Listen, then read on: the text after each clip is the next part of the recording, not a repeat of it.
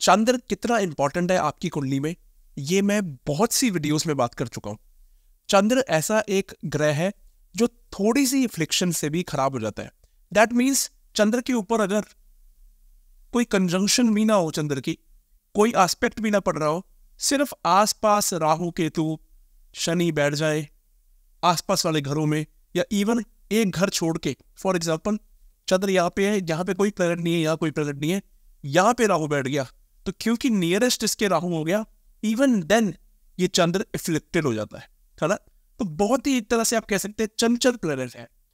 Serious issue कब आता है चंद्र के साथ? चंद्र के साथ देखिए, शनि के भी आप रेमेडीज कर सकते हैं, अपने आप को वर्क में ज्यादा इन्वॉल्व करिए।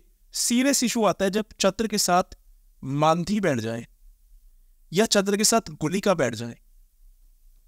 ये बहुत ज्यादा सीरियस इशू है चंद्र के लिए, बिकॉज ये इवन सुसाइड तक की नौबत ले आते हैं।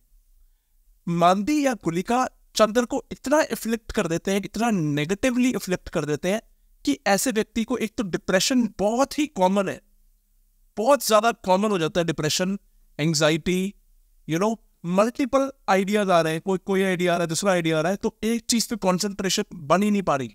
तो ये सीरियस इशू है। इसकी रेमेडी आपको मैं बताना चाहता हूं, जो आपको 100% करनी चाहिए। आपको ये देखना है कि चंद्र और जो गुलिका बैठे हैं वो किस राशि में बैठे हैं, वो राशि का लॉर्ड कौन है। It will be called dispositor of them. एक तो इस डिस्पोजिटर को स्ट्रॉन्ग करना चाहिए, हो सके तो इस डिस्पोजिटर की आपको जेमस्टोन में रिंग डालनी चाहिए, है ना।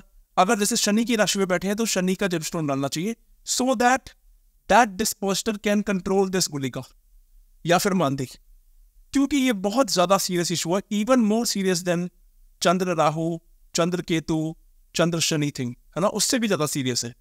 तो आपको सबसे पहले चेक करना चाहिए आपका गुलिका या मांदी कहाँ बैठा है। उसके लिए आप एस्ट्रोविडिया से अपनी कुंडली बनवा सकते हैं, जिसपे 75% आपको ऑफ भी मिलेगा।